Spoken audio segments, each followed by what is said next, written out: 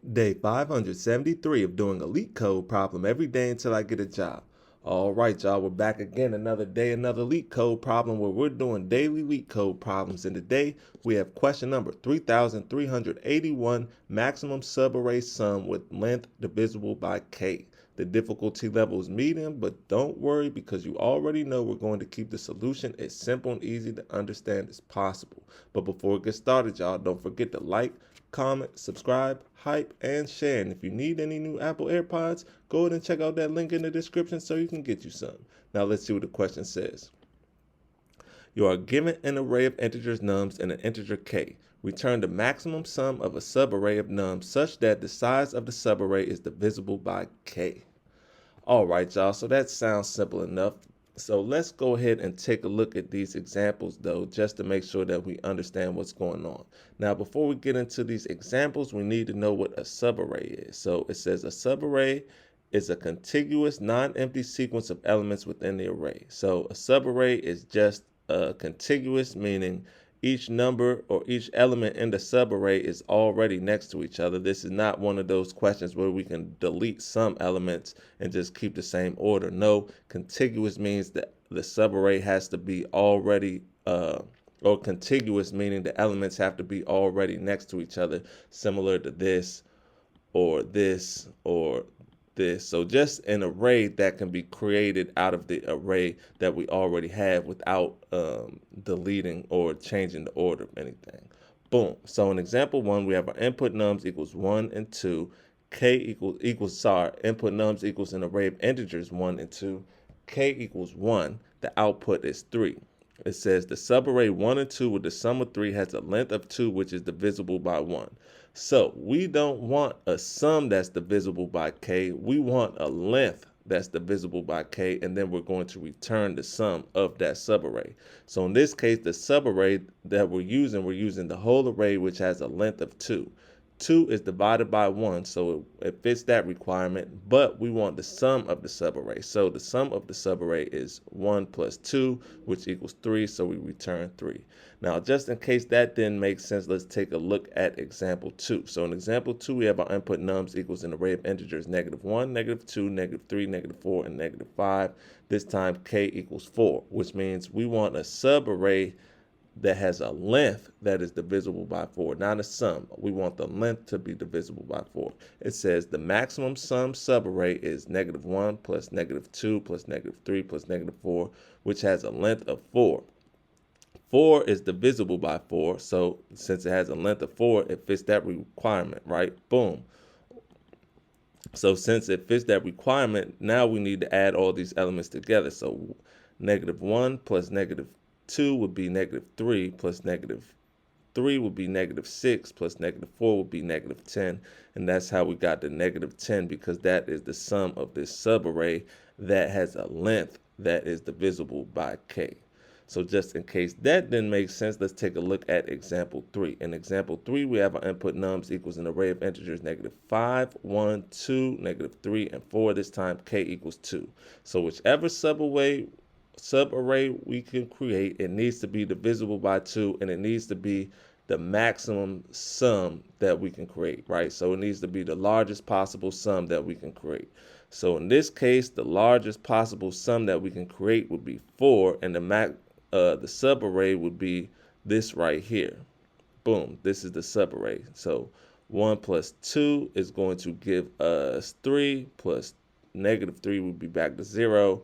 And then 0 plus 4 is going to give us 4. That's where this 4 comes from. And then this subarray has 4 elements. 4 is divisible by 2, so it fits that requirement as well. And that's how the output became 4. So I hope that makes sense to y'all. And now that we understand the question, let's get into the fun part, the actual solution. Solution's not that difficult. So the first thing we're going to do is we want to get the running prefix sum of the array. So we can declare a variable called prefix sum, and we'll set that equal to 0. Boom. Then we're going to store our result as the smallest possible integer just to start. That'll change as we go, but just as a default value, we're going to declare a variable called res, and we're going to set that equal to int.min. Boom. Then we need a cache that will store the minimum prefix sum that we've seen so far for all prefix indices whose length mod k will be equal to r, or what we're looking for. So we're going to declare a variable called cache, and we are going to set that equal to an array. Open up the parentheses. It's going to be repeating colon and dot max just to start, and we're going to say count colon k.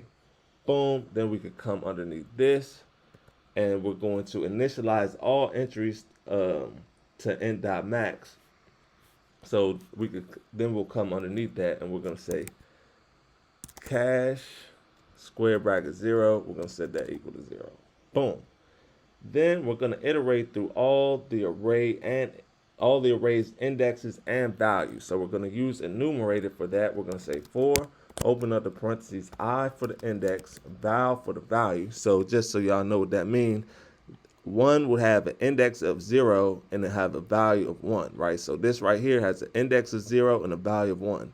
This right here has an index of 1 and a value of 2. So that's what this is. This is the index. We're going to get the index and the value by using enumerator. So we're going to say enums dot enumerator. And this enumerator is what gets us the index and the value. Boom. Now we need to update the prefix sum. So we're going to say prefix sum plus equals val.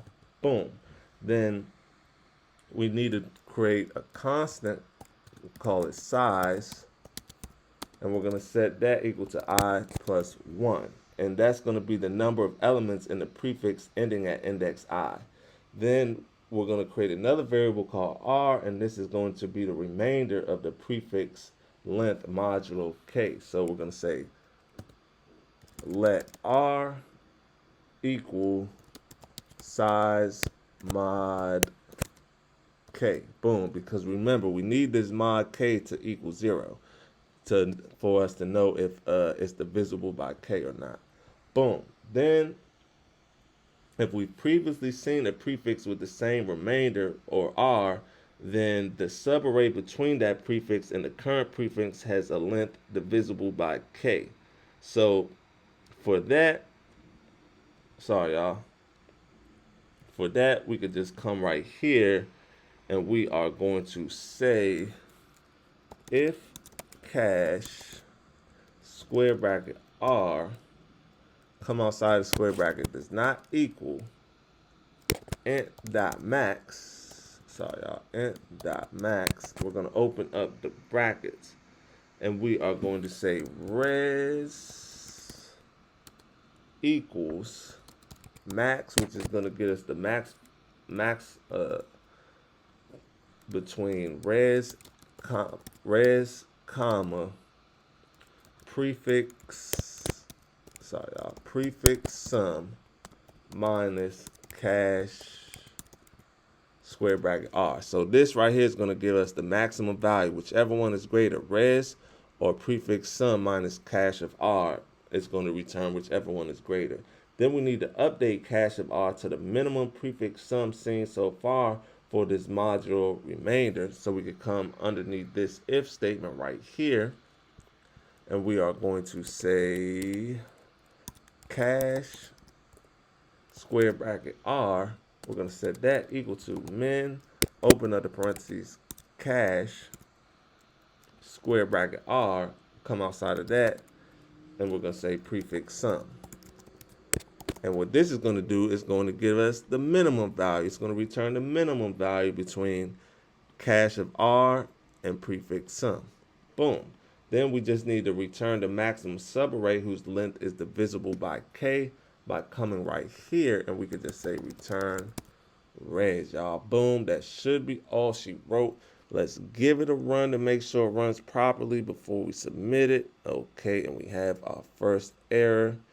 Cannot find cache and scope. So we need to declare cache by coming up here, and we need to, let me see. Oh, sorry y'all. We got an extra H right there. So that should fix it. Now let's run it. See what that does. It's accepted. So now let's go ahead and submit it. Make sure it's still accepted after we submit it. Let's see. Boom. Look at that, y'all. 4 milliseconds reach 100% of users. That's what I'm talking about. That's what I like to see, y'all. So before we go, make sure you get one more look at the code. This is the top part. This is the bottom part. This is basically the whole code right here that's in between the functions in the class. And yeah, y'all, with that being said, I hope y'all learned something today, and I hope to see y'all here tomorrow for another day, another LeetCode problem. See y'all then.